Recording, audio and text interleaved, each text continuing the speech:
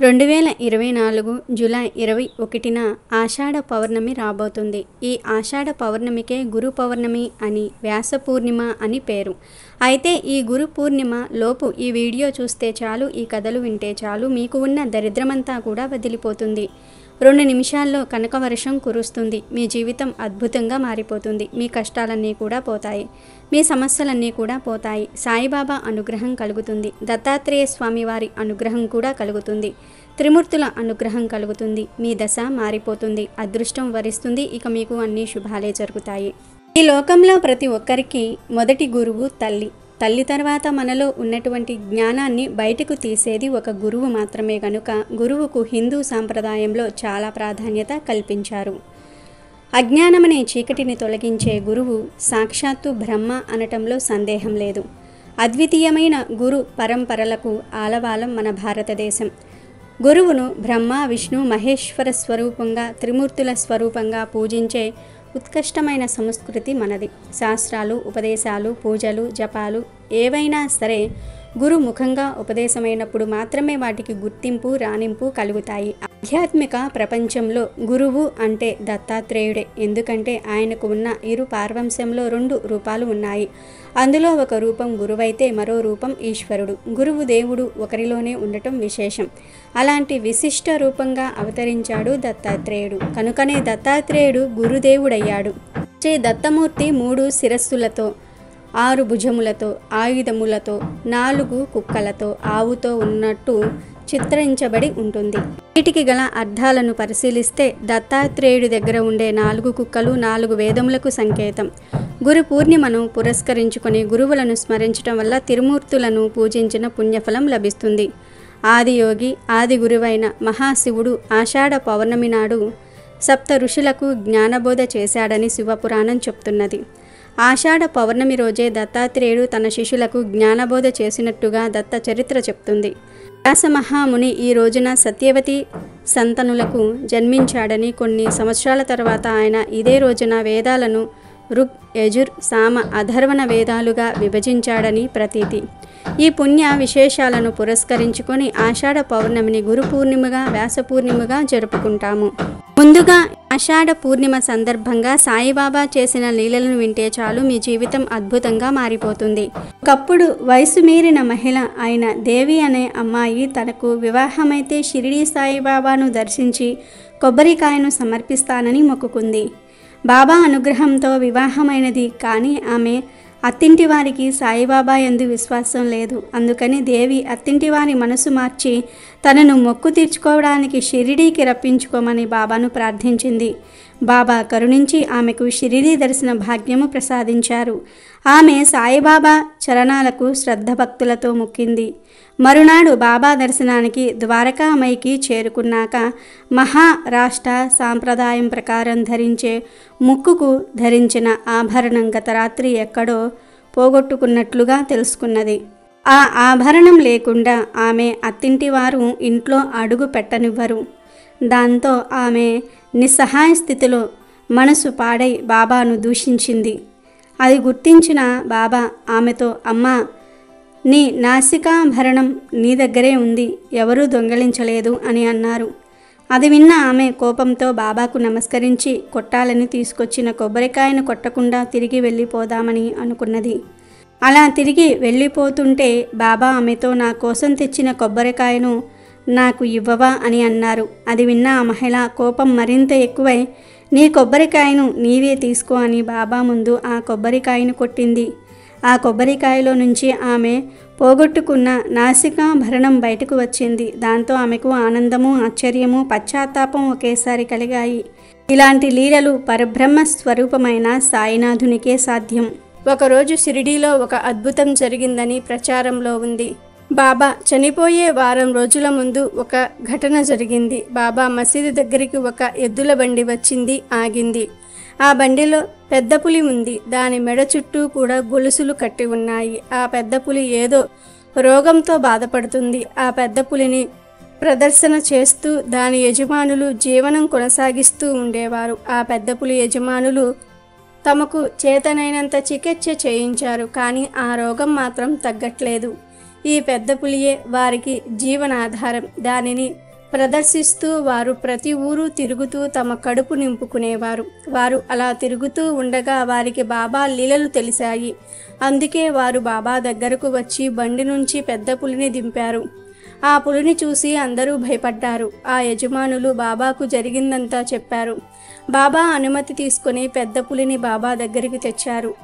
పులి బాబా దగ్గరికి వచ్చి దివ్య రూపాన్ని చూసింది. వెంటనే వెనక్కి అడుగు వేసి తల వంచి వినయంగా నమస్కరించింది. బాబా పులి వైపు చూశాడు. పులి కూడా ప్రేమగా బాబా వైపు చూసింది. అది తన తోకను కదిలించి 3 సార్లు తోకను నేలకు కొట్టింది. అంతే, పెద్ద గర్జన చేస్తూ ప్రాణాలు వదిలేసి బాబా పాదాల ముందు పడిపోయింది. పులి అలా చనిపోవటం చూసి అందరూ ఆశ్చర్యపోయారు. యజమానులు పెద్దగా ఏడవటం మొదలుపెట్టారు. తమ జీవనాధారం అయిపోయిందని పోయిందని బాధపడ్డారు. కానీ ఆ పులి బాబా సన్నిధిలో ప్రాణాలు విడిచిందని సంతోషపడ్డారు. పులికి ఉత్తమ గతులు కలిగాయని సంతోషించారు. వారు వెంటనే బాబా దగ్గరకు వెళ్ళి, మహారాజ్, మేము ఇప్పుడు ఎలా జీవించాలి, దీనిని ఎలా పూడ్చాలి, నీ హస్త స్పర్శతో దీనికి మోక్షం ఇవ్వండి అని అడిగారు. దానికి సాయిబాబా ఇలా అన్నాడు, మీరు శోకించవద్దు, ఇది ఎంతో పుణ్యజీవి. ఈ పులి ఇక్కడ చావాలని రాసిపెట్టి ఉంది. ఇప్పుడిది పరమ సుఖాన్ని పొందింది. దీనిని ఇక్కడున్న శివాలయంలో నందికి దగ్గరలో పూడ్చండి. అలా చేస్తే ఇది ముక్తిని పొందుతుంది. మీ రుణం నుండి, మీ బంధం నుండి, మీ వద్ద నుండి విడుదల అవుతుంది. గత జన్మలో ఈ పులి మీకు రుణపడి ఉంది. ఆ రుణాన్ని తీర్చుకోవడానికి ఇది ఇలా జన్మించి మీకు సేవ చేసింది. అందుకే ఇంతవరకు అది మీ ఆధీనంలో ఉంది అని బాబా వారికి వివరంగా చెప్పారు. ఈ అద్భుతం జరిగిన 7 రోజులకు బాబా కూడా తన శరీరాన్ని వదిలేశాడు. అందుకే ఈ అద్భుత ఘటన గురించి అందరూ చెప్పుకుంటూ ఉంటారు. ఈ గురు పౌర్ణమి సందర్భంగా సాయిబాబా ఎలా జన్మించాడో తెలిపే పవిత్ర కథను వింటే చాలు మీ జీవితం మారిపోతుంది. చాలామంది సాయిబాబాను గురు స్వరూపంగా భావిస్తారు. పూర్వం దేవగిరమ్మ, గంగా భవాఢ్యుడు అనే దంపతులు ఉండేవారు. ఒకరోజు రాత్రి గంగా భవాఢ్యుడు పని మీద బయటికి వెళ్ళాడు. దేవగిరమ్మ ఇంట్లో ఒంటరిగా ఉంది. అప్పుడు ఎవరో ఒక వృద్ధుడు ఇంటి వద్దకు వచ్చి, అమ్మ, బయట చలి చాలా తీవ్రంగా ఉంది, లోపల నాకు కాస్త పడుకునేందుకు చోటు ఇవ్వమని అడిగాడు. దేవగిరమ్మ చాలా ఉత్తమురాలు కనుకనే ఆ వృద్ధుణ్ణి వరండా లోపలికి పిలిచి పరుపు తెచ్చి ఇచ్చి అక్కడ పడుకోమని చెప్పి ఆమె తన తలుపులు వేసుకుని ఇంటి లోపలికి వెళ్ళిపోయింది. కొంతసేపు అయ్యిందో లేదో తిరిగి ఆ వృద్ధుడు తలుపులు తట్టాడు. దేవగిరమ్మ తలుపులు తెరిచి చూసింది. అప్పుడు ఆ వృద్ధుడు, అమ్మ, నాకు చాలా ఆకలిగా ఉంది, కొంచెం అన్నం పెడతావా అన్నాడు. దానికి ఆమె ఇంటిలో వెతికి కొంచెం పిండిని పెరుగులో కలిపి తీసుకుని వచ్చి ఇచ్చింది. తిరిగి దేవగిరమ్మ తలుపులు వేసుకుని లోపలికి వెళ్ళిపోయింది. ఆ వృద్ధుడు మళ్ళీ ఆమెతో, తల్లి, నాకు కాళ్ళు నొప్పులుగా ఉంటూ ఉన్నాయి, కొంచెం ఒత్తుతావా అన్నాడు. ఆ మాటలు వినగానే ఆమె ఇంటి లోపలికి పోయి పూజగదిలో కూర్చొని, తల్లి, ఏమిటమ్మా ఈ పరీక్ష నాకు? ఈ సమయంలో నేనేమి చేసేది? అతని సేవ చేసేదా లేక అతనికి విరుద్ధంగా ఉండేదా అని చాలా బాధపడుతూ, అటువంటి పరిస్థితిని తప్పించు తల్లి అని, ఎందుకీ పరిస్థితిని కల్పించావు నాకు అని పార్వతీదేవిని వేడుకుంది. అలా ఆమె పార్వతీదేవిని వేడుకుంటూ ఉంటే మళ్ళీ తలుపు తట్టిన శబ్దమయ్యింది. కానీ ఈసారి మాత్రం వెనుక తలుపు నుండి ఆ శబ్దం వచ్చింది. దేవగిరమ్మ ఆ తలుపులు తీయగా ఒక స్త్రీ వచ్చింది. ఆ స్త్రీ దేవగిరమ్మతో, అమ్మా, ఒక ముసలాయనకు సేవ చేయాలన్నావంట కదా, ఎవరికి సేవలు చేయాలి అని పలికింది. దేవగిరమ్మ తాను ప్రార్థించిన తన పార్వతీదేవియే ఈ వచ్చిన స్త్రీని పంపించిందని చాలా ఆనందపడి ఆ స్త్రీని ఆ వృద్ధిని సేవ నిమిత్తమై వరండాలోనికి పంపించింది. ఆమె తలుపులు వేసుకుంది. కానీ అక్కడికి వచ్చిన ముసలాయన, ఇప్పుడు వచ్చిన స్త్రీ సాక్షాత్తు శివపార్వతులు. అప్పుడు శివపార్వతులు ఒకరితో ఒకరు ఈ విధంగా మాట్లాడుకుంటూ ఉన్నారు. పార్వతి, ఆమె మనో అభిష్టమును నెరవేర్చు అని ఈశ్వరుడు చెప్పాడు. వెంటనే పార్వతి ఈశ్వరునితో, మీరు పరమేశ్వరులు కదా, మీరే అనుగ్రహించండి అంది. వెంటనే ఈశ్వరుడు, నేను ఈమెను పరీక్షించటం కోసం వచ్చిన వాడను. నీవు ఆమె ప్రార్థన విని వచ్చిన దానవు కనుక నీవే ఆ వరాలు అందించు అన్నాడు. ఇంతలో దేవగిరమ్మకు మళ్ళీ తిరిగి తలుపు తట్టిన శబ్దం వినబడింది. ఆ శబ్దం విన్న దేవగిరమ్మ ఆ స్త్రీ ఉంది కదా అనే ధైర్యంతో తలుపు తెరిచింది. కానీ అక్కడ ముసలాయన, స్త్రీ ఇద్దరూ లేరు. వారిద్దరూ పార్వతీ పరమేశ్వర్ల రూపాల్ని ధరించి దర్శనమిచ్చారు. దేవగిరమ్మ ఆ ఆనందాన్ని భరించలేకపోయి అమితమైన సంతోషంతో వారి పాదాలపైన పడింది. అప్పుడు పార్వతి ఇలా ఆశీర్వదించింది. వంశోద్ధారకుడైన ఒక కుమారుడిని, కన్యాదానము చేయుటకు ఒక కుమార్తెను నీకు అనుగ్రహిస్తున్నాను అని చెప్పింది. దేవగిరమ్మ వెంటనే ఈశ్వరుని పాదాలపైన పడింది. అమ్మా, నీ భక్తికి సంతోషించాను. నేను నీ 3వ గర్భంలో వచ్చి పుడతాను అని దీవించాడు. ఈ విధంగా దేవగిరమ్మ నమస్కారం చేసి లేచి చూసేటప్పటికీ పార్వతీ పరమేశ్వర్లు ఇద్దరూ కూడా అదృశ్యులయ్యారు. తెల్లవారేటప్పటికీ ఆమె భర్త అయినటువంటి గంగా భవయ్యుడు ఇంటికి వచ్చాడు. రాత్రి జరిగిందంతా కూడా ఆమె ఊసగుచ్చినట్లుగా భర్తతో చెప్పింది. ఆమె చెప్పిన మాటలు భర్త నమ్మలేదు. దేవగిరి, ఏమిటి నీకీ పిచ్చి? ఏదో కల వచ్చింది కాబోలు.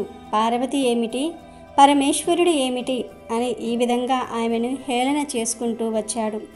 అతనికి నమ్మకం కలగలేదు. కొంతకాలం గడిచిన తరువాత దేవగిరమ్మ గర్భం ధరించింది. అనుకున్న విధంగానే కుమారుడు పుట్టాడు. ఇంకొక సంవత్సరమైన తర్వాత కుమార్తె పుట్టడం జరిగింది. తన భార్య చెప్పిన ఈ 2 విషయాలు ప్రత్యక్షంగా నిరూపణ కావటం చేత నిజంగా పార్వతీ పరమేశ్వర్లు ఆమెకు దర్శనమిచ్చారని విశ్వాసాన్ని పొందాడు దేవగిరమ్మ యొక్క భర్త. అప్పుడు గంగా భవాఢ్యుడు తన భార్యతో, నీకు పార్వతీ పరమేశ్వర్లను చూసే ప్రాప్తి సంభవించింది, నాకు ఆ అదృష్టం లభించలేదు అని అన్నాడు. తన భార్య వలె తాను కూడా పార్వతీ పరమేశ్వర్లను ప్రత్యక్షం చేసుకోవాలన్న కోరిక, దీక్ష కలిగింది. ఆ తర్వాత దేవగిరమ్మకు 3వ గర్భం ప్రారంభమయ్యింది. ఈ దృశ్యాన్ని కూడా నిదర్శనంగా గమనించుట వలన గంగా భవైఢ్యుడి మనసు మాయ నుండి విడిపడి చాలా మార్పు చెందుతూ వచ్చింది.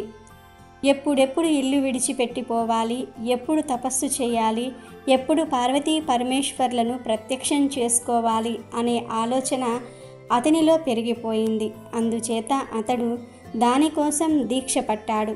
దేవగిరమ్మకు 9 మాసాలు నిండిపోయాయి. ఆ సమయంలోనే నేను అరణ్యాలకు వెళ్ళిపోతున్నాను అని గంగా భవేఢ్యుడు భార్యతో చెప్పాడు.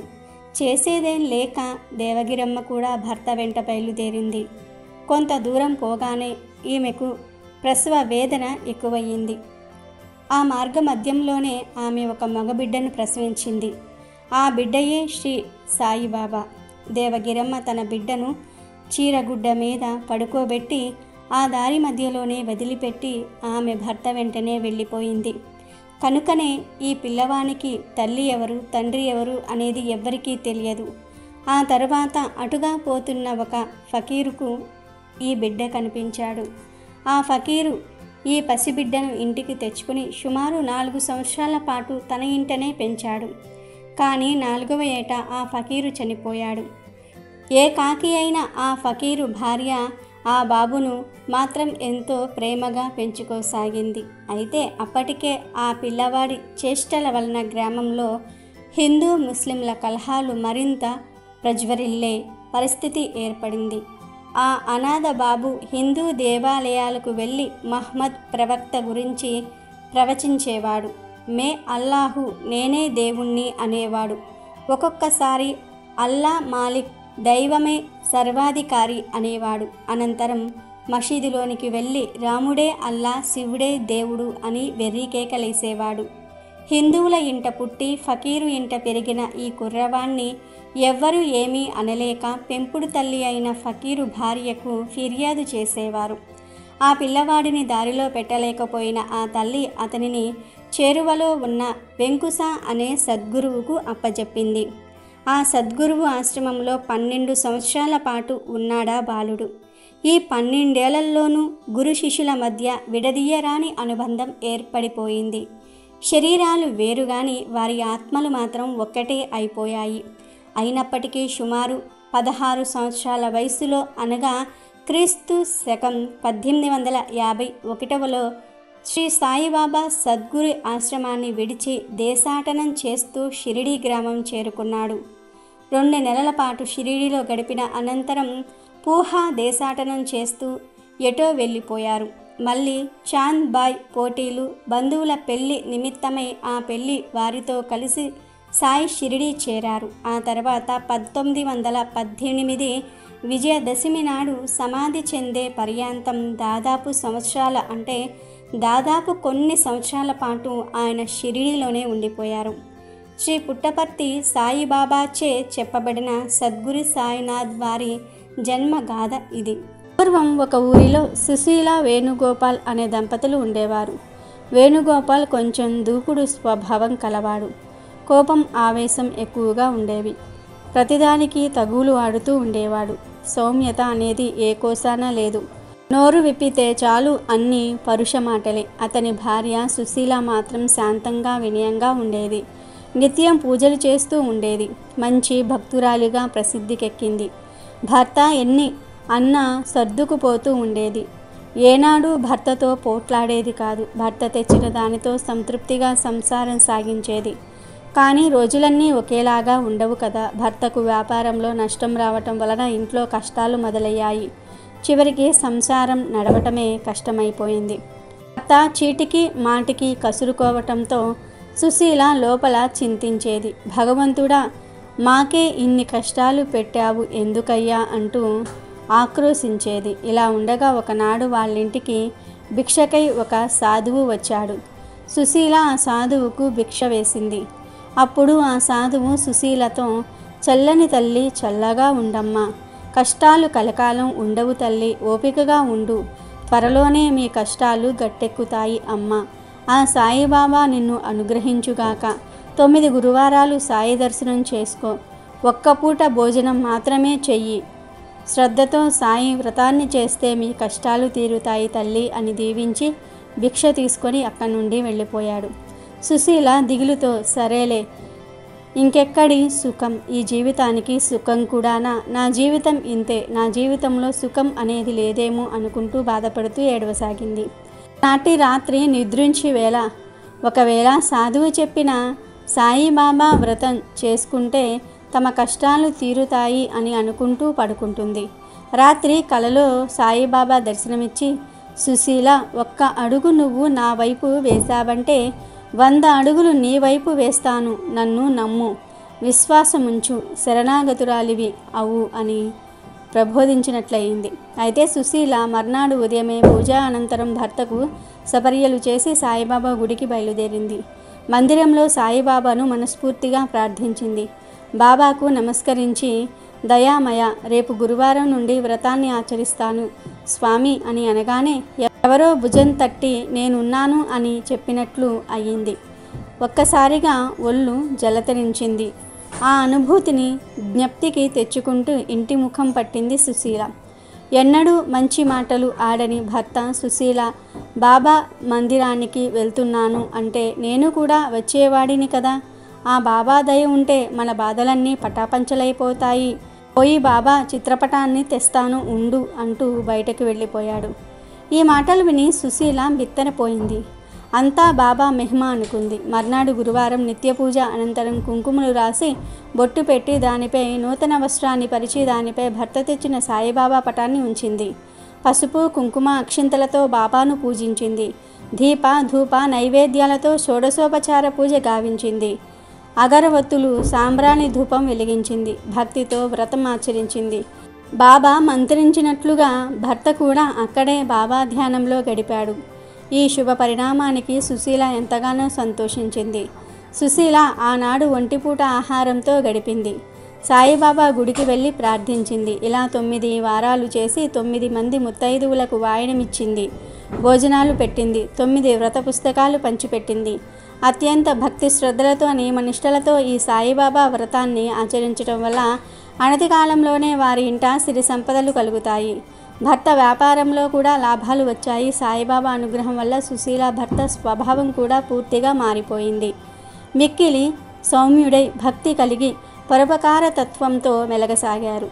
ఇరుగు పొరుగు వారందరూ ఈ దంపతులను చూసి వారిద్దరూ సాక్షాత్తు ఆది దంపతులు అని అనుకునేవారు. వేణుగోపాల్ సుశీల దాంపత్యం ఎంతో అన్యోన్యంగా వారి వ్యాపారం 3 పువ్వులు 6 కాయలుగా కొనసాగుతుంది. వీలు ఉన్నప్పుడల్లా సాయి వ్రతం ఆచరిస్తూ కాలం గడుపుతున్నారు. ఇలా ఉండగా ఒకనాడు వారింటికి సుశీల చెల్లెలు ఆమె భర్త వచ్చారు. మాటల సందర్భంలో అక్క, మా పిల్లలు చదువులో బాగా వెనుకబడ్డారు. తరచుగా పరీక్షలు తప్పుతూ ఉన్నారు. ఇంతింత ఫీజులు పోసి చదివిస్తున్నాము. ఒక్క అక్షరం కూడా రావట్లేదు వీళ్లకు అంటూ మా వారు విసుక్కుంటున్నారు. ఈ గొడవలతో విసిగిపోతున్నాను అని, ఏం చేయాలో తోచటం లేదని అక్కతో చెప్తుంది. అప్పుడు సుశీల చెల్లెలతో, చెల్లి, అందరికీ బాబాగారు ఉన్నారు. నీవు వచ్చే గురువారం నుండి సాయిబాబా వ్రతదీక్ష పూనుకుని 9 గురువారాలు వ్రతమాచరించు. అంతా బాబానే చూసుకుంటారు అని చెప్తుంది.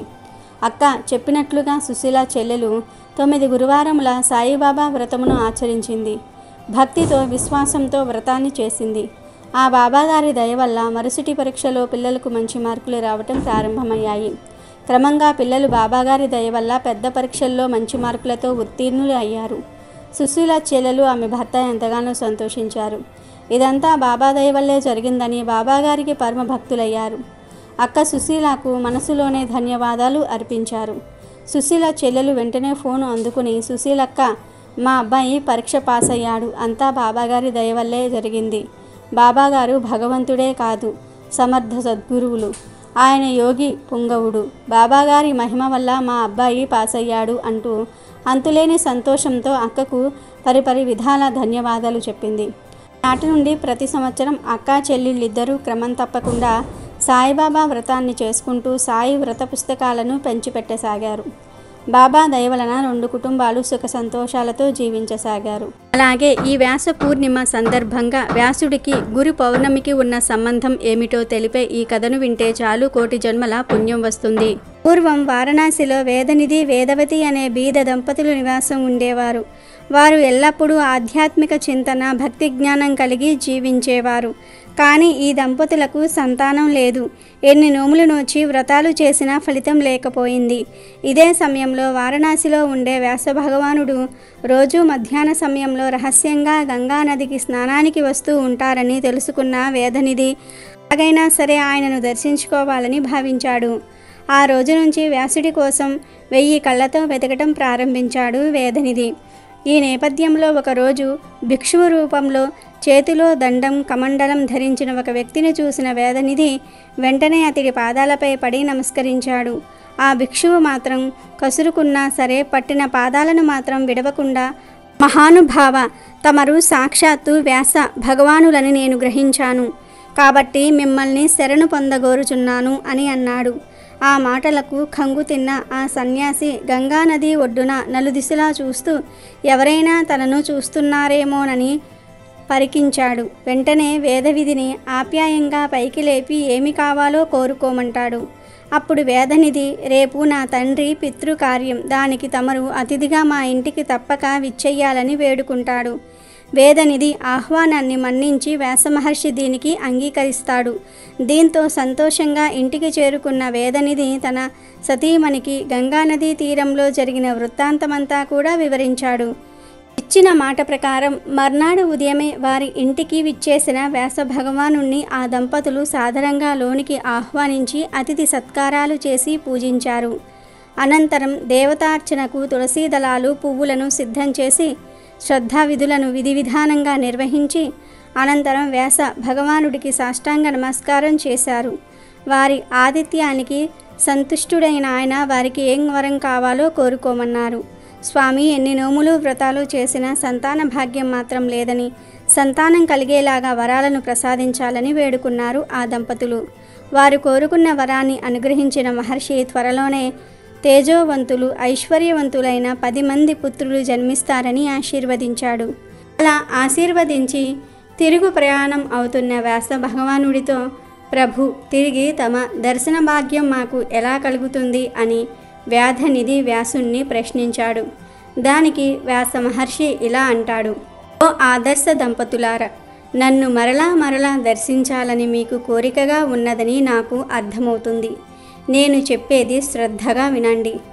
ఏదైనా ఎప్పుడైనా ఎక్కడైనా మన వేదాంగాల యొక్క రహస్యాలను, ఇతిహాసాల యొక్క అర్థాలను ఉపదేశిస్తూ ఉంటారో అలాంటి వ్యక్తే నా నిజ స్వరూపమని తెలుసుకొని అలాంటి వ్యక్తిని సాక్షాత్తు నా స్వరూపంగా అంటే వ్యాస స్వరూపంగా భావించి పూజించండి. అలాంటి గురువులలో నేను ఎల్లప్పుడూ ఉంటాను. నా అనుగ్రహం లేనిదే గురువులు ఏ విషయాన్ని చెప్పలేరు. అలాంటి గురువులను ఆషాఢ శుద్ధ పౌర్ణమి రోజు పూజించాలి అని అంటాడు. అప్పుడు వేదనిధి వ్యాసుణ్ణి మరోమారు ఇలా ప్రశ్నిస్తాడు. మహాత్మా, తమను ఎప్పుడు ఎలా పూజించాలో సెలవియ్యండి అని అడుగుతాడు. దానికి వ్యాస భగవానుడు, ఓ బ్రాహ్మణోత్తమ, నేను జన్మించిన ఆషాఢ శుద్ధ పూర్ణిమ రోజు గురువులను శ్రద్ధభక్తులతో పూజిస్తే నన్ను పూజించినట్లే అని చెప్పి వెళ్ళిపోతాడు. ఆ తర్వాత వేదనిధి వేదవతికి సంతానం కలుగుతుంది. వారు సుఖ సంతోషాలతో జీవించి అంత్యంలో విష్ణు లోకాన్ని పొందుతారు. ఇది బ్రహ్మాండ పురాణంలోని గురు పౌర్ణమి విశిష్టతను తెలిపే కథ. అగస్త్యుడికి స్కందుడు ఈ విధంగా వ్యాసుడి యొక్క కథను వివరిస్తూ ఉన్నాడు. ఒకప్పుడు వ్యాసుడు సౌనకాది మునులుండే నైమికారణ్యానికి వెళ్తాడు. వేదాలను విభజించిన వాడని, పురాణాలను రక్షించిన వాడని వ్యాసునికి ఉన్న గౌరవంతో మునులు ఆయనకు మర్యాదలు చేస్తారు. అప్పుడు ఆ మునుల మధ్య ముక్తినిచ్చేవాడు విశ్వేశ్వరుడా లేక విష్ణుమూర్తియా అని చర్చ జరుగుతూ ఉంటుంది. చివరకు ఆ మునులందరూ కూడా విశ్వేశ్వరుడు ఒక్కడే ముక్తిదాత, మరి ఒకడు లేరు అని అంటూ ఉంటారు. అప్పుడు వ్యాసుడు లేచి చెయ్యి పైకి ఎత్తి, ఇదిగో నేను చెబుతూ ఉన్నాను వినండి. వేదాలలో, పురాణాలలో, మహాభారతంలో వర్ణింపబడిన వాడొక్కడే, ఆయనే విష్ణుమూర్తి. ఇతడే అంటే అతడే సృష్టి స్థితి లయలకు కారణభూతుడైన ఆది పురుషుడు కాబట్టి అతడే మోక్ష ప్రదాత, శివుడు కాదు అని చెప్తాడు. అది విన్న మునులందరూ కూడా ఆశ్చర్యపోయి, మహానుభావ, నువ్వు సర్వజ్ఞుడవు, నీకంటే బాగా తెలిసిన వారెవ్వరున్నారు?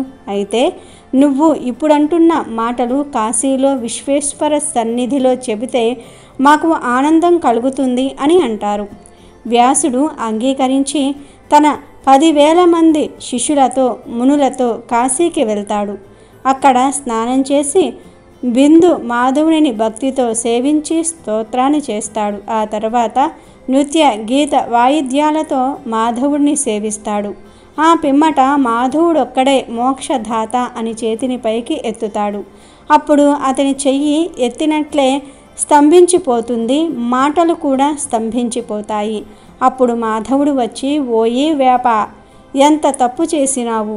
ఈ విశ్వంలో ఈశ్వరుడు అతడొక్కడే, వేరొకరు లేరు. ఆయన దయవల్లే నేను చక్రినయ్యాను, లక్ష్మీ స్తుతుడైనయ్యాను. త్రైలోక్యాన్ని రక్షించే సామర్థ్యం అతని వల్లే నాకు కలిగినది. నువ్వు శుభాన్ని కోరాలంటే శంకర్ను స్తుతించు అని అంటాడు. అప్పుడు వ్యాసుడు తన కంఠాన్ని తాకుమని సన్నజేస్తాడు. విష్ణువు అలా చేయగా నంది వల్ల స్తంభించిన వాక్కు అంగములు తిరిగి స్వాధీనంలోనికి వస్తాయి. అప్పుడు వ్యాసుడు శ్రీ మహాదేవుని అనేక విధాలుగా స్తుతిస్తాడు. ఆ తర్వాత వ్యాసుడు నిత్యం స్నానం చేసి ముక్తి మండపంలో కూర్చుని శిష్యులకు విశ్వేశ్వరుని దివ్య మహిమలను, వేద పాఠాల గురించి చెప్తూ గడుపుతూ ఉండేవాడు. ఒకనాడు విశ్వనాథుడు అన్నపూర్ణతో వ్యాసుడికి భిక్ష దొరకకుండా చెయ్యు అని చెప్తూ ఉంటాడు. ఆమె కాశీ అందలి సర్వ గృహిణుల హృదయంలో ఆవేశించి వ్యాసుణ్ణి శిష్యులకు భిక్షకు వచ్చినప్పుడు ఏదో ఒక వంక చెప్పి భిక్ష పెట్టకుండా చేస్తుంది. ఆనాడు శిష్యులతో వ్యాసుడు ఉపవాసం చేస్తాడు. మరునాడు యథాప్రకారంగా భిక్షకు బయలుదేరుతారు. వ్యాసుడికి కానీ శిష్యులకు కానీ ఏ ఇంటి దగ్గర భిక్ష దొరకలేదు. వ్యాసుడు శిష్యులతో, మనకు నిన్న ఈనాడు భిక్ష దొరక్కపోవడానికి హేతువు ఏమై ఉంటుంది? మిగిలిన వారికి లభిస్తుంది కదా, మనకు మాత్రమే ఎందుకు లభించుటలేదు?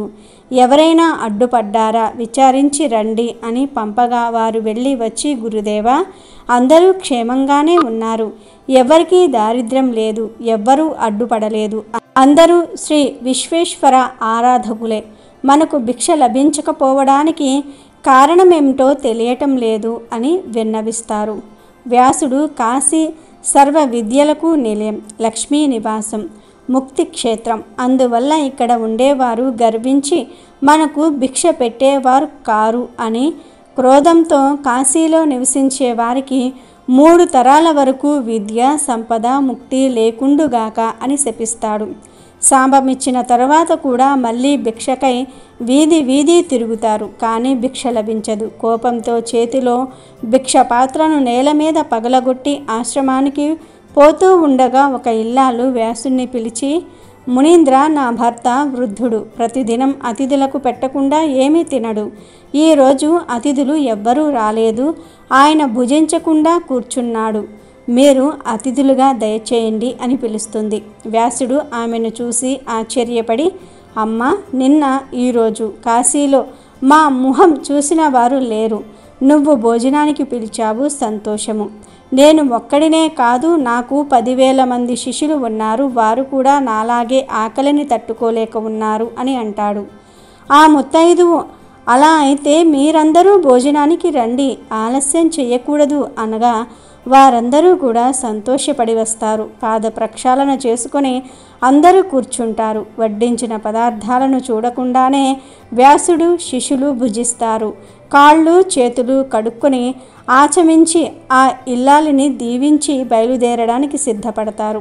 అప్పుడు ఆ ఇల్లాలు వ్యాసునితో, తీర్థవ్యాసులకు ముఖ్య ధర్మం ఏది అని మా భర్త అడుగుతూ ఉన్నాడు అని ప్రశ్నిస్తుంది. దానికి వ్యాసుడు, తల్లి, అల్పజ్ఞుడిని, నేనేమి చెప్పగలను, అన్నీ నీకు తెలుసు, అడుగుతున్నావు గనుక చెప్తూ ఉన్నాను.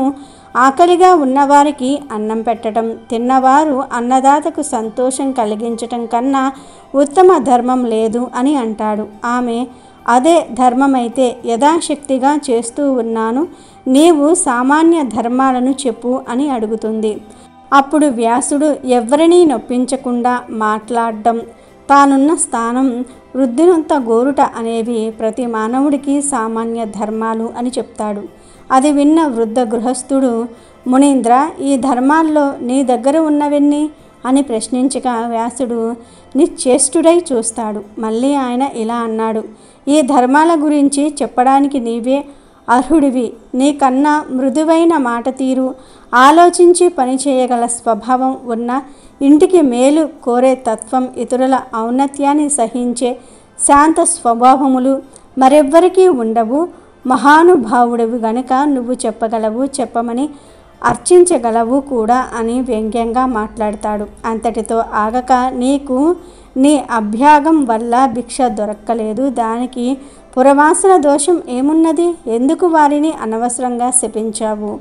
ఇది నా రాజధాని, దీనిపై నీ వంటి వారి శాపాలు పనిచేయవు. నీ వంటి క్రోధుడు మహాపుణ్యక్షేత్రమైన కాశీలో నివసించడానికి అర్హుడు కాడు. వెంటనే ముక్తి క్షేత్రమైన కాశీని వదిలి వెళ్ళు. ఈ కాశీపై ఎవరైనా దుర్మార్గాన్ని చూపించినచో వాడు రుద్ర పిశాచమవుతాడు అని కఠినంగా మాట్లాడుతాడు. అది విన్న వ్యాసుడు గడగడ వణుకుతూ వారి పాదాలపై పడి జగన్మాతతో, తల్లి, నేను అనాథుడిని, అవివేకుణ్ణి, నిన్నే శరణు పొందాను, రక్షించు. నీ కుమారుని వంటి వాడిని, విశ్వనాథుని శాపము నుండి నన్ను కాపాడు. కాశీని విడిచి నేను బ్రతకలేను. ప్రతి అష్టమి నాడు, ప్రతి మాస శివరాత్రి నాడు నాకు కాశీ ప్రవేశానికి అనుమతి ఇవ్వు అని దీనంగా ప్రార్థిస్తాడు. ఆ జగన్మాత కరుణామూర్తి అయి తన భర్త వైపు చూస్తుంది. తరువాత వ్యాసునితో, నీ కోరిక తీరుతుంది అని పలుకుతుంది. ఆ తరువాత ఆ దంపతులు అంతర్ధానమైపోతారు.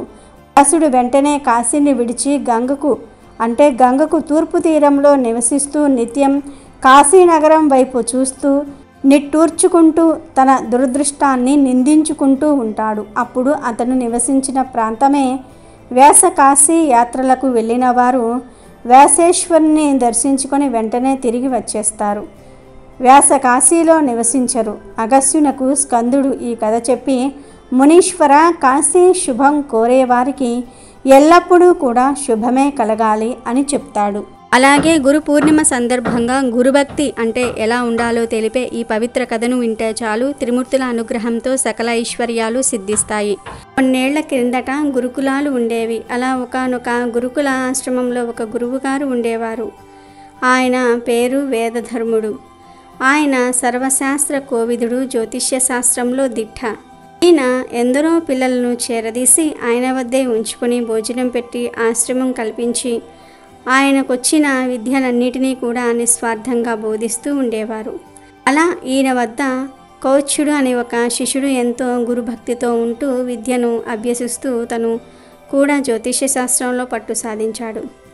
చదువు ముగిసిపోయాక శిష్యులంతా స్నాతక సభ ముగించుకొని గురువుని ఆశ్రమాన్ని వదిలి వెళ్ళిపోయేవారు.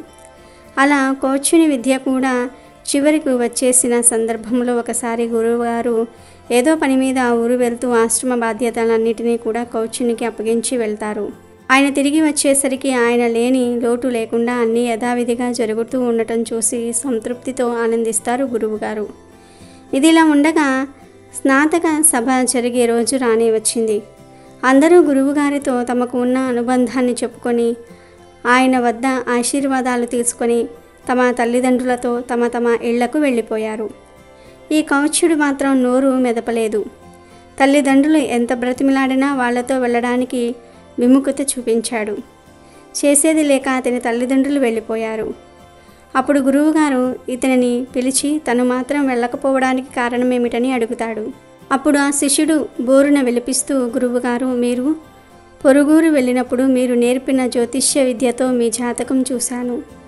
ఇంకొక 15 రోజుల్లో తమకు దారుణమైనటువంటి కుష్టి రోగం రాబోతుందని మీ గ్రహస్థితి చెప్తోంది. నాకు చదువు నేర్పించి తిండి పెట్టిన మిమ్మల్ని కష్టమైన కాలంలో వదిలి వెళ్ళలేను. కనుక మీతోనే ఉండి సేవలు చేసి మీరు ఆరోగ్యవంతులు అయిన తర్వాతే వెళతాను. అప్పటిదాకా మిమ్మల్ని వదిలిపోను అన్నాడు. అది విన్న గురువుగారు ఆశ్చర్యము, ఆనందము, దుఃఖం అన్నిటినీ కూడా కలగలిపిన ఒక అనుభూతితో ఆనంద బాష్పాలు రాలుస్తారు. కౌత్స్యుడు మాత్రం అతనుకు ఆ వ్యాధి రాకుండా ఏం చేయాలో ఆలోచించి గురువుగారితో ఫలానా జపాలు, పూజలు, యాగాలు చేద్దాం, తద్వారా మీకు రోగం రాదు అంటాడు. దానికి గురువుగారు ప్రారబ్ధం భోగతో నశ్యేత్ అన్నట్లుగా ప్రారబ్ధం అన్నది ఎప్పుడైనా అనుభవించాల్సిందే గనుక ఇప్పుడు అనుభవించి నేను విముక్తుణ్ణి అవుతాను అన్న ఆనందంతో ఉన్నాను కనుక నీవు బాధపడకు అంటాడు. అప్పుడు గురువుగారి మాటను కాదనలేక కాశీలో పాపం చేసినా పుణ్యం చేసినా రెట్టింపు ఫలితం వస్తుంది అంటారు కనుక మనం అక్కడికి వెళ్ళి పుణ్యకార్యాలు చేద్దాం, తద్వారా మీరు త్వరగా కోలుకుంటారు అంటాడు. సరేనని ఇద్దరూ అక్కడికి ప్రయాణమవుతారు. కాశీ వెళ్ళిన తర్వాత అక్కడ విద్యాదానం చేయటము, శివ పంచాక్షరీ మంత్రం జపం చేయటము, చేతనైనంతలో ఇతరులకు సహాయ సహకారాలు అందించటము, ఇలా ఎన్నెన్నో మొదలుపెట్టాడు కౌత్స్యుడు.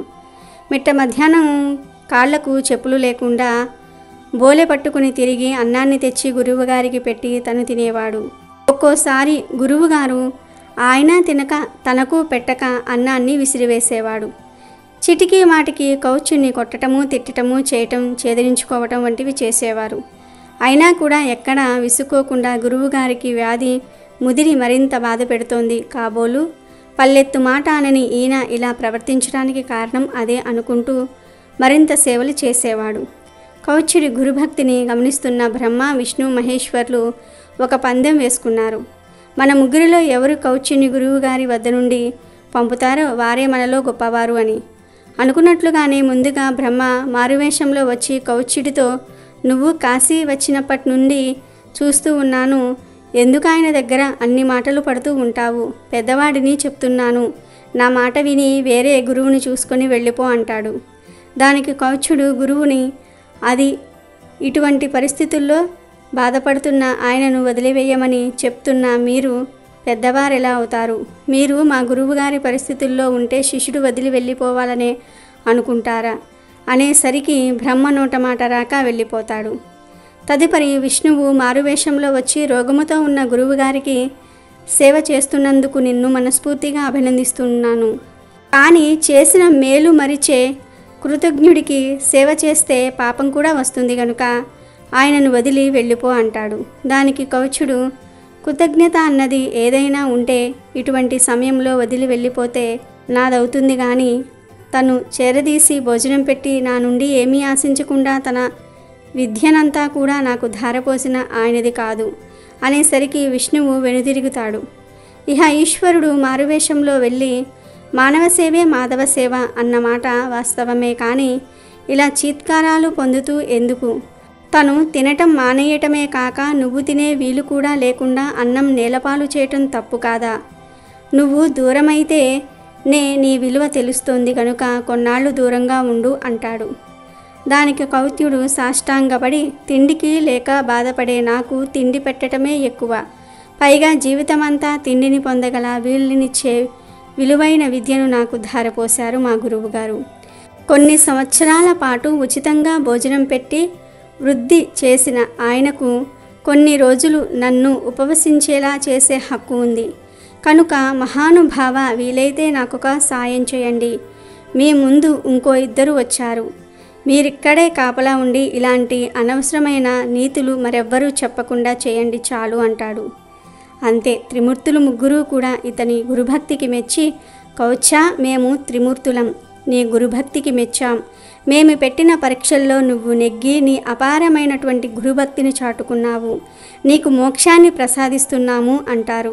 దానికి ఆనందించిన కౌత్యుడు, నీ దర్శన భాగ్యం నా అదృష్టం, మీ గురించి నాకు చెప్పింది మా గురువుగారే, ఇప్పుడు మీ దర్శన భాగ్యం కలిగినది కూడా ఆ గురువుగారే వల్లనే కదా, కనుక నాకు నా గురువే బ్రహ్మ, గురువే విష్ణువు, గురువే మహేశ్వరుడు, మీ ముగ్గురిని సృష్టించిన ఆ పరబ్రహ్మ ఎవరైతే ఉన్నారో ఆయన కూడా నాకు నా గురువే, అందువలన నాకు మోక్షానికి అర్హత వచ్చింది అంటే నాకు ఇన్ని నేర్పించి ఇంతలా తీర్చిదిద్దిన మా గురువుగారికి కూడా ఆ అర్హత ఉన్నట్టే కనుక ఆయనకే ఇవ్వండి అంటాడు.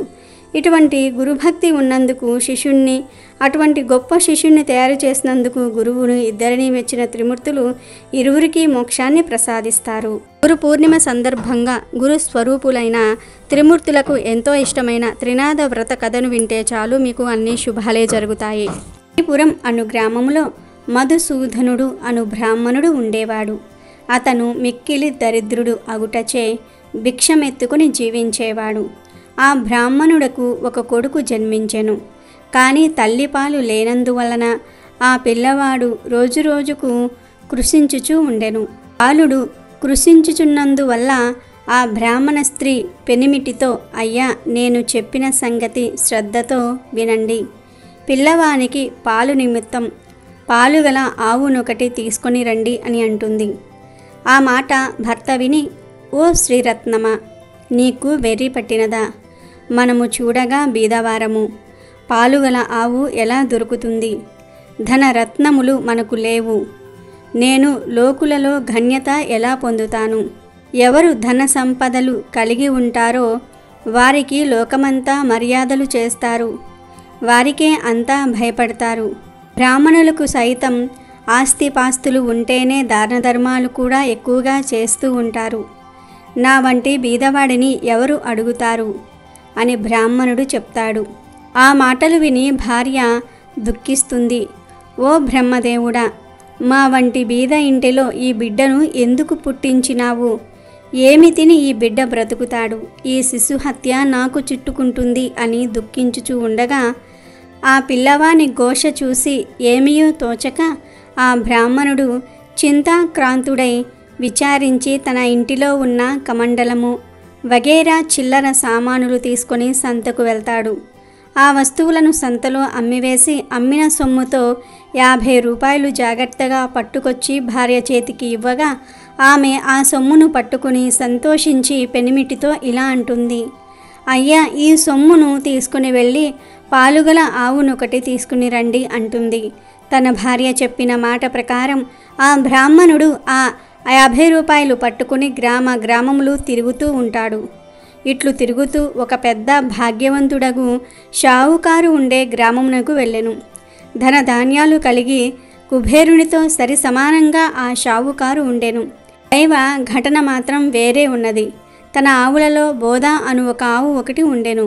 అది మిగులు దుష్టబుద్ధి కలది. పైకి మేతకు వెళ్తే పరుల వ్యవసాయంలో చొరబడి తినివేస్తూ ఉండేది. ఒక దినము షావుకారు చూస్తూ ఉండగానే పేదవాని పొలంలో చొచ్చి తినేస్తూ ఉంటుంది. అది చూసి ఆ షావుకారు అతి కోపంతో ఏమనుకుంటున్నాడంటే, దీని ముఖం చూడకుండా ఈ ఆవును ఇప్పుడే అమ్మివేస్తాను. అది విలువగల ఆవు అయితే కాని ఈ దుష్టబుద్ధి గల ఆవును 50 రూపాయలకైనా సరే ఇచ్చేస్తాను అని అనేసరికి ఆ బ్రాహ్మణుడైన మధుసూదనుడు ఆ మాటలు విని ఆ షావుకారుతో ఇట్లనెను, ఓ షావుకారు వినండి, అది విలువగల ఆవు అయినప్పటికీ మీరు దానిని 50 రూపాయలకు అయినా సరే అమ్మేస్తాను అని అన్నారు. 50 రూపాయలు నేను ఇచ్చివేస్తాను, ఆవును దూడను రెండును ఇప్పించండి అని అనగానే ఆ షావుకారు బ్రాహ్మణుని చూసి, నీకు వెర్రి పట్టినదా? విలువగల ఆవును 50 రూపాయలకు పట్టుకుని పోతావా అని అనెను. మరలా మదిలో విచారించి తెలియక అనివేసినాను, ఈ బ్రాహ్మణుడు ఎక్కడ నుండి వింటున్నాడో ఏమో, ఆ ఆవును ఇవ్వకపోతే నాకు అసత్య దోషము ప్రాప్తించును అని బ్రాహ్మణునకు ఆవును దూడను ఇచ్చివేయగా బ్రాహ్మణుడు వాటిని తోలుకొని అచ్చటి నుంచి బయలుదేరి తన ఇంటికి చేరుకున్నాడు. ఆ ఆవును చూడగానే బ్రాహ్మణ స్త్రీ ముఖం చంద్రుని చూసిన కలువ వలె ప్రకాశించింది. ఆమె వెంటనే పాలు పిండి తన కుమారునికి పోసి బహు సంతోషము పొందినది. ఇట్లు కొన్ని నెలలు పోయిన పిమ్మట ఒకరోజు ఆ ఆవు మేతకు వెళ్ళి తిరిగి రాలేదు. పొద్దుపోయిన వేళ అయ్యింది. అయినా ఆవు రాకపోవటం చూసి బ్రాహ్మణుడు వెతకబోయెను. వీధులలో సమీపమున ఉన్న వ్యవసాయ పొలంలలో చూసెను. ఆవు కనిపించలేదు. తెల్లవారగానే నిద్ర మేల్కొని ఆవును వెతుకుటకై బయలుదేరి కొంత దూరం నడిచి వెళ్ళి త్రోవలో ఒక పెద్ద చెట్టును చూసెను. అది ఒక గొప్ప మర్రి చెట్టు. మధుసూదనుడు ఆ చెట్టు దగ్గరకు వెళ్ళినాడు. బ్రాహ్మణుడికి తెలియని విషయం ఏమిటి అంటే, ఆ చెట్టుపైన 3 మనుషులు కూర్చున్నారు. వారు ఎవరు అనగా బ్రహ్మ, విష్ణువు, మహేశ్వరులు. వారే త్రిమూర్తులు. అటువంటి చెట్టు క్రింద బ్రాహ్మణుడు కూర్చుని ఆయాసం తీర్చుకొని పోవుచూ ఉండగా త్రిమూర్తులు బ్రాహ్మణుని పిలిచి, ఓ బ్రాహ్మణుడా, నీవు నీ మనసులో ఎందుచేత దుఃఖము కలిగి ఉన్నావు? నీవు ఎక్కడికి వెళ్ళుచూ ఉన్నావు? ఆ సంగతి మాతో చెప్పమని అడుగగా బ్రాహ్మణుడు 2 చేతులు జోడించి, అయ్యా, నేను మిక్కిలి బీదవాడను, భిక్షమెత్తుకుని బ్రతికేవాడను. నాకు ఒక ఆవు ఉండెను, అది కనిపించలేదు. ఈ దినం శ్రీపురం సంత అగుచున్నది. ఆ సంతకు పోయి వెతికెదను. ఎవరైనా దొంగిలించి తీసుకుపోయిన ఎడల ఆ సంతలో అమ్ముతారు కదా, అందుకే దానిని వెతుకుతూ వెళ్ళుచూ ఉన్నాను. ఓ త్రినాథ స్వాములారా అని తన వృత్తాంతం చెప్పెను. అది విని బ్రాహ్మణుడితో త్రిమూర్తులు, నీవు ఇప్పుడు సంతకు వెళ్ళుచూ ఉన్నావు కదా, మా నిమిత్తం ఏమైనా కొన్ని దినుసులు తీసుకుని రాగలవా అని అన్నారు. బ్రాహ్మణుడు ఏమి దినుసులు కావాలనని అడుగగా త్రిమూర్తులు ఇట్లనిరి, 1 పైసా గంజాయి, 1 పైసా ఆకువక్కలు, 1 పైసా నూనె మాత్రం తెచ్చి ఇమ్మని చెప్పిరి. అది విని బ్రాహ్మణుడు, ఓ త్రిమూర్తులారా, నాకు పైసలు ఎక్కడ దొరుకుచున్నవి? నేను బీద బ్రాహ్మణుడను, భిక్షమెత్తుకుని జీవించుచూ ఉన్నాను అనగా, ఓ బ్రాహ్మణుడా విను, అదిగో అటు చూడు, రెల్లు పొద కనిపించుచూ ఉన్నది, దాని మొదలు 3 పైసలున్నవి అనగా ఆ పలుకులు విని బ్రాహ్మణుడు వెళ్ళి రెల్లు పొద మొదలు చూసేసరికి 3 పైసలు ఉన్నవి. ఇంకా ఉంటాయేమోనని ఆ చెట్టును ఇంకా పైకి తీర్చుచూ ఉండెను. అది చూచి త్రినాథుల వారు, ఓ బ్రాహ్మణుడా, నీకు వెర్రి పట్టినదా? అందులో పైసలు లేవు, ఎంత దొరికినదో అదే ఉండును అనెను. ఆ పలుకులు విని బ్రాహ్మణుడు అచ్చటి నుండి వెళ్ళిపోయెను. కొంత దూరం వెళ్ళి వచ్చి ఆ చెట్టు క్రింద నిలిచి చేతులు జోడించెను. అది చూచి త్రిమూర్తులు తిరిగి ఎందుకు వచ్చావు అని అడిగారు. దానికి బ్రాహ్మణుడు, మీరు చెప్పిన వస్తువులు దేనిలో తేవలెను అని అడిగెను. దానికి త్రినాథులు, నీ గావాంచలో తెమ్మని చెప్పిరి. అది విని బ్రాహ్మణుడు, నూనె గావాంచలో ఎలా వస్తుందండి? మీరు జగత్కర్తలు, నా వద్ద కపటముంచి చెప్పుచున్నారు అనగా త్రిమూర్తులు, మా నామము తలుచుకుని నూనె గావాంచలో తీసుకురా అని చెప్పగా బ్రాహ్మణుడు సెలవు తీసుకుని అచ్చటి నుండి వెళ్ళిపోయాను. ఆనందంతో బ్రాహ్మణుడు శ్రీపురం సంతలో ప్రవేశించాడు. ఆవులుండే సంతకు వెళ్ళి చూడగా తన ఆవు కనిపించలేదు.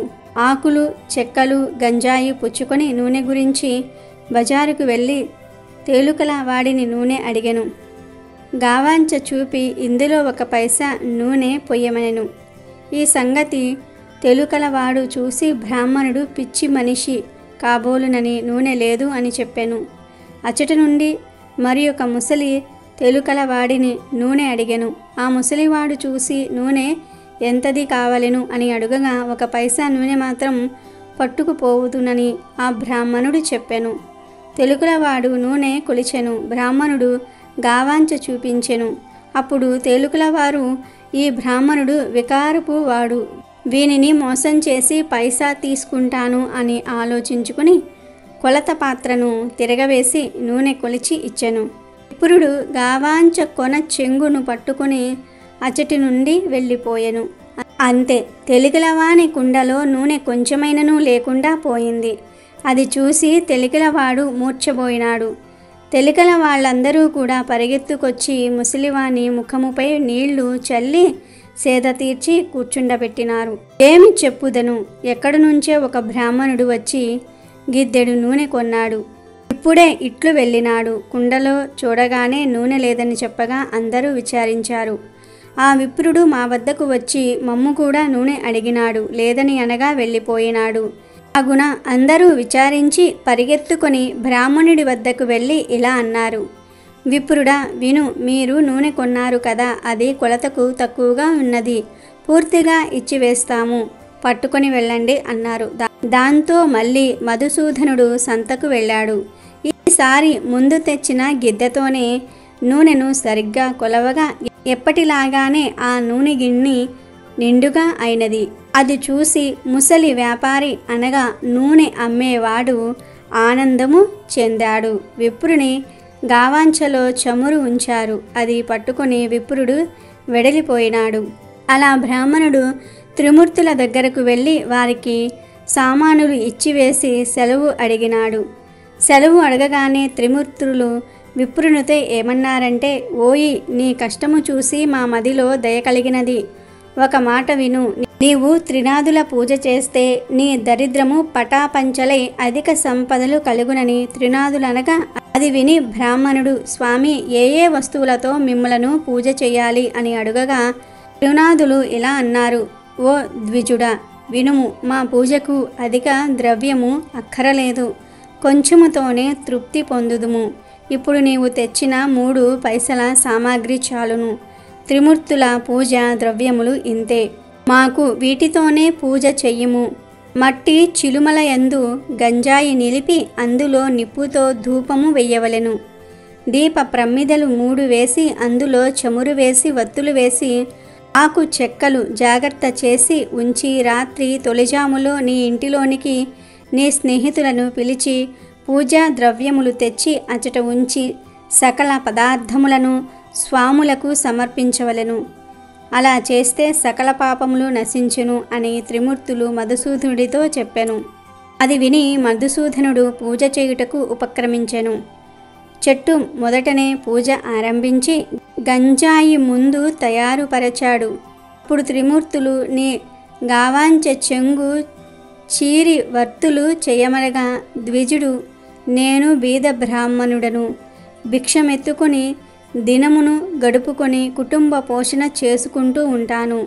అన్న వస్త్రములకు బహుకష్ట పడుచున్నాను. దీపము ముట్టించుటకు అగ్గి లేదు. నా గావాంచ వత్తులకు ప్రాప్తమైనది. నా ఆవు దొంగల పాలైనది.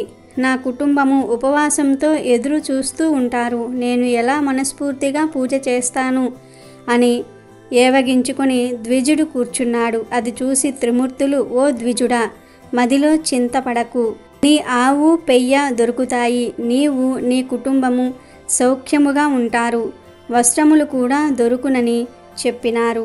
అంతట బ్రాహ్మణుడు చేతులు జోడించి, స్వాములారా, అటువంటి భాగ్యము నాకెప్పుడు కలుగుతుందో అప్పుడు 5 మేళాలు స్వామివారికి ఇస్తాను. ఈ మాట సత్యమని చెప్పినాడు. దీపము వెలిగించుటకు అగ్గి లేదే, నేను ఏమి చేయగలను అనగా త్రిమూర్తులు, ఓ బ్రాహ్మణుడా, నీ 2 నేత్రములు మూసుకో అన్నారు. వెంటనే బ్రాహ్మణుడు నేత్రములు మూసుకోగా అకస్మాత్తుగా దీపము వెలిగినది. అది చూసి బ్రాహ్మణుడు ఆనందించి స్వామికి మేళ సమర్పించాడు. మేళ ఇచ్చివేసి ఆనందంతో బ్రాహ్మణుడు చేతులు జోడించి సాష్టాంగ నమస్కారాలు చేశాడు. మధుసూదనుడు అలా త్రినాద పూజ చేసి త్రిమూర్తుల వద్ద సెలవు పొంది కొంచెము దూరము నడిచి వెళ్తూ ఉండగా త్రోవలో ఆవును దూడను చూసి సంతోషించి త్రినాథుల వారు నాయందు దయ ఉంచి ఆవును పెయ్యను తెచ్చి ఇచ్చినారు. వారి పూజ బాగుగా చేసినాను అని భావించుకొని ఆవును దూడను తోలుకొని పోయి ఇంటికి చేరినాడు. చూడగా తన ఇంటిలో సిరి సంపదలు పరిపూర్ణముగా ఉన్నవి. అది చూసి అధికముగా సంతోషము పొంది కడు శ్రద్ధతో పూజ ఆరంభించాడు. చెయ్యవలసిన కార్యక్రమముల అందరికీ విశదముగా తెలియపరిచాడు. నా స్నేహితులను రప్పించి వెనుకటి వలనే మేళ సమర్పించాడు. మేళ చెయ్యు పద్ధతిని అందరికీ చెప్పగా అంతా ఒప్పుకున్నారు. ఆ రాజ్యంలో ఉన్న ప్రజలందరూ త్రినాద పూజ చేశారు. అందరి ఇండ్లయందు సుఖ సంతోషములు నిండెను. దానివల్ల షావుకారులు అందరూ కూడా వ్యాపారులు మూసివేసినారు. అందరూ ఆ దేశపు రాజు వద్దకు వెళ్ళి ఫిర్యాదు చేశారు. వారిని చూసి రాజు మీరందరూ ఎందుకు వచ్చినారు అని అడుగగా, అయ్యా దయచేసి మా ఫిర్యాదు మీరు వినండి. మధుసూదనుడును పేద బ్రాహ్మణుడు ఒకడు భిక్షమెత్తుకుని జీవించేవాడు. వాడు శ్రీపురం వెళ్ళి వచ్చి త్రినాద మేళను ఆచరించినాడు. త్రినాదులు ఏ దేవతలు వారిని ఆ బ్రాహ్మణుడు పూజించగానే సకల సంపదలు అతనికి కలిగినవి. ఊరిలోనున్న రైతులందరూ కూడా త్రినాద మేళ చేసినారు. గ్రుడ్డివారు కుంటివారు అందరూ కూడా ఈ మేళను చేసినారు. అందరూ మోక్షమందినారు. ధనధాన్యాలు కలిగి కుబేరునితో సమానమై పోయినారు. మా వ్యాపారములు పోయినవి. ఇలా అయితే మా క్రయ విక్రయములు ఎలా జరుగుతాయి అని చెప్పగా రాజు ఆ మాటలు విని చాలా కోపము తెచ్చుకొని సకల జనులను పిలిచి కోపంతో ఇట్లన్నాడు, త్రినాదులు అనే దేవతలు ఏమి దేవతలు? వారిని మీరు ఎందుకు పూజించుచూ ఉన్నారు? నేను చెప్పుచున్నాను వినండి. ఆ పూజ మీరు చేయకూడదు. నా మాట కాదని ఆ పూజ ఎవరు చేస్తారో వారు 500 రూపాయలు జరిమానా ఇచ్చి 6 మాసములు ఖైదీలో ఉండవలసింది అని రాజుగారు చెప్పారు. అట్లు కాదని మీరు పూజ చేసిన ఎడల సోలం చేయబడునని రాజుగారు ప్రజలందరికీ కూడా తాకీదు ఇచ్చి పంపినారు. ఈ సంగతి త్రినాదుల వారికి తెలిసింది. ఆ రాజునకు దండన విధించినారు. దాని ఫలితముగా రాజకుమారుడు చనిపోయినాడు. నగరంలో ఏడ్పు ఘోష వినపడుతూ ఉన్నది. ప్రజలందరూ రాజు వద్దకు పరిగెత్తుతూ ఉన్నారు. రాజు దైవకృప తప్పటం వలన తన కుమారుడు చనిపోయాడని అనుకుంటున్నాడు. కుమారుని ముఖం చూస్తూ రాజు ఏడుస్తూ ఉన్నాడు. తల్లి, బంధువులు మొదలగు వారంతా దుఃఖించుచూ ఉన్నారు. దహనము చేయుటకై స్వర్ణ భద్రా నది తీరమందు ఆ శవము నుంచినారు. రాజు బాధను చూసిన త్రినాదులకు దయ కలిగినది. రాజకుమారుణ్ణి బ్రతికిస్తే మనకు పేరు ప్రఖ్యాతలు కలుగును అని బాగుగా ఆలోచించి బ్రాహ్మణ రూపంలో ఆ శ్మశానముకు వచ్చారు. ఆ బ్రాహ్మణులు రాజును వారి సమూహమును చూసి మీరందరూ ఈ నదీ తీరమునకు ఎందులకు వచ్చినారు? ఎలా విచారించుచూ ఉన్నారు? ఎలా విచారముగా కూర్చున్నారు? ఈ పిల్లవాడు ఎందుకు పడుకొని ఉన్నాడు? ఇతని శరీరంలో చల్లదనము కలదే అని అడుగగా అంతా త్రిమూర్తులతో ఇలా అన్నారు, మీతో ఏమి చెప్పగలం? రాజకుమారుడు చనిపోయినాడు. ఆ రాజేమి దోషము చేసెనో కానీ ఇతడు చనిపోయినాడు అనగా ఈ కుర్రవాడు చనిపోలేదు. త్రినాదుల వారికి రాజు అపరాధము చేసినందున ఈ చావు కలిగినది. ఇప్పుడు మీరందరూ త్రినాదులను పూజించితే ఈ బాలుడు లేచి కూర్చుంటాడు. మా మేల చేయుటకు రాజు ఒప్పుకున్నట్లయితే ఈ రాజకుమారుడు బ్రతుకుతాడని చెప్పి త్రినాదమూర్తులు అదృశ్యులైనారు. అందరూ వారి మాటలను విని త్రినాద స్వాముల పేర్లు ఆ రాజతనయుని చెవిలో చెప్పినారు. 7 మేళలు చేయుటకు ఒప్పుకున్నారు. అలా ఒప్పుకోగానే రాజకుమారుడు లేచి కూర్చున్నాడు. అది చూసి అందరూ సంతోషమును పొందినారు. అప్పుడు త్రిమూర్తుల పేరు మాటిమాటికి స్మరించారు. అందరి నోటి నుండి వెలువడిన పలుకులు సముద్ర గర్జన వలె వినిపించినవి. అటువంటి సమయమున ఒక వర్తకుడు ఆ ఊరి మీదుగా తన ఓడలలో విదేశములకు సరుకులను తీసుకువెళ్తూ ఉండెను. ఆ ఓడను నడిపించుకుని స్వర్ణభద్రా నదీ తీరమున ప్రవేశించినాడు.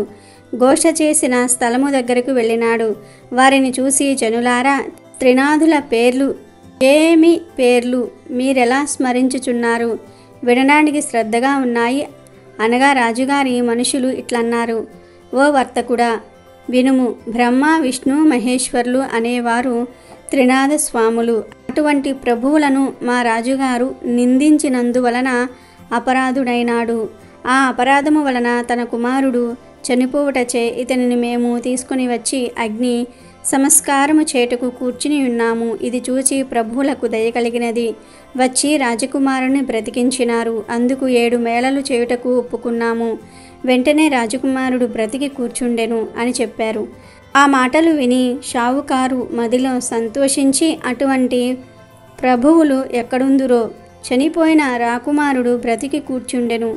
నా ఓడలు ఒడ్డున అడ్డుకొని ఉన్నవి. నేను ఈ ఓడపై వెళ్ళి వస్తాను. నా ఇంటికి సుఖంగా చేరుకుంటాను. నాకు వ్యాపారంలో నష్టము రాకుండా ఉంటే ప్రభుల వారికి 5 మేళలు చేస్తాను అని మనసులో సంకల్పించుకొని ఓడపై కూర్చొని నడిపించుకొని వెళ్ళిపోయినాడు. పైదేశము వెళ్ళి అచ్చట గొప్ప లాభము పొంది తిరిగి వచ్చి ఓడ నది ఒడ్డున లగరు వేయించి ఇంటికి వెళ్ళినాడు. తన నౌకర్లందరూ కూడా ఓడలోని ధనము మోసుకొని పోయినారు.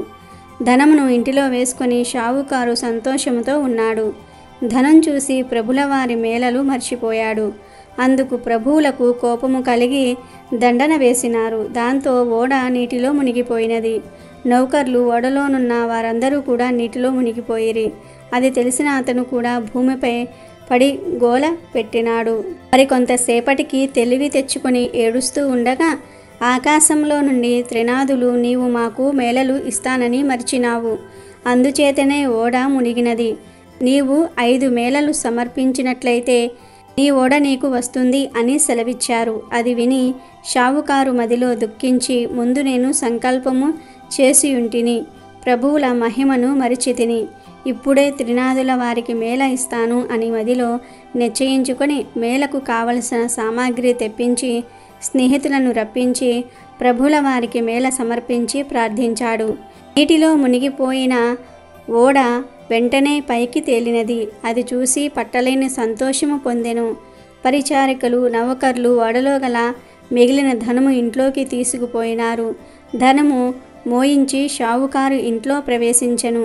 గంజాయి ఆకులు, చెక్కలు అన్నీ స్వామివారికి మేళ సమర్పించి సాష్టాంగ దండ ప్రణామములు చేశారు. రాజ్యమంతా త్రినాథస్వామి మేళ గురించి ప్రకటనలు పంపించినారు. మేళను చూచుటకు అంతా వస్తూ ఉన్నారు. ఇట్టి స్థితిలో గుడ్డివాడొకడు త్రోవనున పోయే వారితో, అన్న, మీరెవరు? మీ పేరేమిటి? మీరెక్కడికి వెళ్ళుచూ ఉన్నారు అనెను. వారు మేళ చూచుటకు వెళ్తూ ఉన్నామని చెప్పారు. అది విని గుడ్డివారు, నాకు కండ్లు కానరావు, మీరందరూ నేత్రములతో చూస్తారు, నేను దేనితో చూస్తాను అని అనగా, గుడ్డివాడా, త్రినాథస్వామి వారిని భజింపుము, నీ కన్నులు బాగుగా వస్తాయి, ప్రభుల వారి మహిమ చూడవచ్చును అని చెప్పి వారంతా మేళ వద్దకు ప్రవేశించారు. గుడ్డివాడు ఆ త్రోవలో కూర్చొని స్వామివారి భజన చేయుచూ ఉండగా కొంచెము కన్నులు కనిపించినవి. అప్పుడు గుడ్డివాడు కొంత దూరము పోయినాడు. దారిలో ఒక పొట్టవాడు కూర్చుని ఉన్నాడు. ఆ పొట్టవాడు గుడ్డివాడిని చూసి, నీవు గుడ్డివాడువు, ఇంత కష్టంతో ఎక్కడికి వెళ్ళుచూ ఉన్నావు అని అడిగాడు.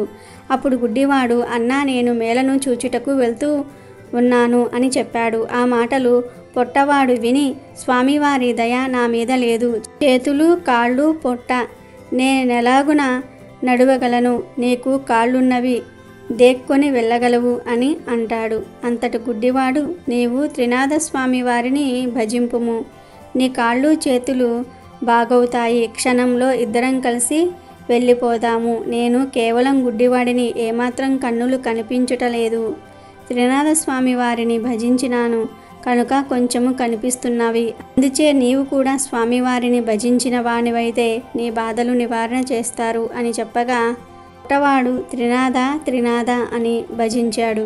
గుడ్డి అన్న, నీకు కాళ్ళు ఉన్నవి, నడవగలవు, నేను ఎలాగూ నడవగలను, నన్ను నీ భుజము మీద కూర్చుండబెట్టుకొని నెమ్మదిగా నడిచి వెళ్ళు, నేను త్రోవ చూపుతూ ఉంటాను, నిశ్చయంగా ఇద్దరము మేళకు చేరుకుందాము అని పొట్టవాడు చెప్తాడు. అతని మాటలు విని గుడ్డివాడు పొట్టవానిని భుజముపై కూర్చోబెట్టుకొని మెల్లగా నడిచిపోతూ ఉన్నాడు. మధ్యలో గుడ్డివాడు, నేస్తం, నేత్రాలు ఇప్పుడు నిర్మలంగా కనిపించుచూ ఉన్నవి అని అనగా, పొట్టవాడు, అయ్యా, ఇప్పుడు నేను నడవగలుగుతున్నాను అని చెప్తాడు. ఈ విధంగా గుడ్డివాడు పొట్టవాడు కలిసి త్రినాథస్వామి మేళ దగ్గరకు ప్రవేశించినారు. మేళ జరుగు స్థలంనకు నిత్యము ఒక వైష్ణవుడు వస్తూ ఉండేవాడు. అతడు త్రినాథ మేళ చెల్లకుండా ఇంటికి ఎప్పుడూ వెళ్ళిపోతూ ఉంటాడు. అతనిని ఈ పొద్దు మన స్థానమందు కూర్చొండబెట్టవద్దు అని అనుకుని మేళ చేయు వారంతా వైష్ణవుడు రాగానే చూచి మేళ చెల్లించకుండా నీవు వెళ్ళుచూ ఉన్నావు కాబట్టి నిన్ను మేళ వద్దకు రాకుండా ఆపు చేయడమైనది అని చెప్పగా వైష్ణవుడు, నాయనలారా, నా అపరాధము క్షమించండి. ఇక నుండి మేళ కాకుండా వెళ్ళను. నేను నికరముగా చెప్పుచున్నాను. నా గురువు ఇక్కడకు వచ్చినా సరే విడిచి వెళ్ళను అని అంటాడు. అని అప్పుడే గురువు వచ్చి వైష్ణవుని ఇంటిలోనికి వెళ్ళినాడు. నా శిష్యుడు ఎక్కడికి వెళ్ళినాడు, ఈరోజు ఎందుకు నా దగ్గరికి రాలేదు అని వైష్ణవుని గురించి అతని తల్లిని అడిగినాడు. అప్పుడు అతనితో ఆమె, నా కుమారుడు మేళ వద్దకు వెళ్ళినాడు అని చెప్తుంది. అప్పుడు గురువు మేళ ఎవరిదని అడిగినాడు. అందులకు ఆ ముసలి ఆమె త్రినాథుని మేళ అని చెప్పినది. ఆ మాటలు విని గురువు అక్కడకు వెళ్ళి చూడగా అంతా స్వామివారిని భక్తి శ్రద్ధలతో పూజ చేస్తూ ఉన్నారు. అది చూసి గురువుకు కోపం వచ్చి బాగా తిట్టి మేళ స్థలమును సామాగ్రిని కాలితో తన్నివేశారు. తర్వాత వైష్ణవుని పట్టుకొని బరబరా లాక్కుపోయాడు. కొంత దూరము వెళ్ళేసరికి బోరున వర్షము కురియసాగినది. కటిక చీకటి కావటం వలన త్రోవ కనిపించటం లేదు. గురు శిష్యులు చెల్లా చెదురై అతి కష్టం మీద గురువుగారి ఇంటికి చేరుకున్నారు. గురువు ఇంటిలో చూడగా అతని తల్లి గడప వద్ద కూర్చుని ఏడుస్తూ ఉన్నది. గురువు ఆశ్చర్యపడి లోనికి పోయి చూడగా అతని భార్య కుమారుడు చనిపోయినారు. వారిని చూసి గురువు మూర్ఛపోయినాడు. శిష్యుడు పట్టుకుని లేపి కూర్చుండబెట్టి ముఖముపై నీళ్లు చల్లి, అయ్యా, తమరు త్రినాథస్వామి వారికి అపరాధాలు చేశారు. త్రినాథ మేళను పాడు చేసినారు. అందుకే మీకు ఈ దుస్థితి కలిగినది. మీరు నిష్ఠతో స్వామివారి మేళను చేసిన ఎడల మీ భార్య కుమారులు బ్రతుకుతారు అని శిష్యుడు చెప్పగా ఆ మాటలు విని గురువు 5 మేళలు ఇచ్చుటకు ఒప్పుకొనగా వెంటనే భార్య కుమారులు లేచి కూర్చున్నారు. త్రినాథ మేళ పాడు చేసినందుకు నాకు తగిన శిక్ష వేసినాడు స్వామి. నేను మూర్ఖుడను, అధముడను, ప్రభుల వారి మహిమ తెలుసుకొనలేకపోతిని అని ప్రభుల వారిని క్షమాపణ వేడి మేళలకు కావలసిన పదార్థములు యావత్తు తెప్పించి అందరితో కలిసి మేళ సమర్పించాడు. నూనె కాండము చెల్లినది. ప్రభుల వారి పూజ కావచ్చినది.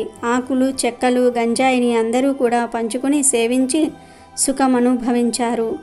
ఈ చరిత్ర ఎవరు వింటారో వారికి కుష్ఠివ్యాధి, గ్రుడ్డితనము కూడా పోయి తరిస్తారు. పుత్రులు లేని స్త్రీ నిర్మలంగా వింటే పుత్రులు పుడతారు. ఎవరైనా కొంటిగా హాస్యము చేసిన ఎడల నడ్డితనము, గుడ్డితనము కలుగుతుంది. కాబట్టి గురు పౌర్ణమిలోపు ఈ వీడియో చూస్తే చాలు, ఈ కథలు వింటే చాలు, ఉన్న దరిద్రమంతా కూడా వదిలిపోతుంది. 2 నిమిషాల్లో కనకవర్షం కురుస్తుంది. మీ జీవితం అద్భుతంగా మారిపోతుంది. మీ కష్టాలన్నీ కూడా పోతాయి. మీ సమస్యలన్నీ కూడా పోతాయి. సాయిబాబా అనుగ్రహం కలుగుతుంది. దత్తాత్రేయ స్వామి వారి అనుగ్రహం కూడా కలుగుతుంది.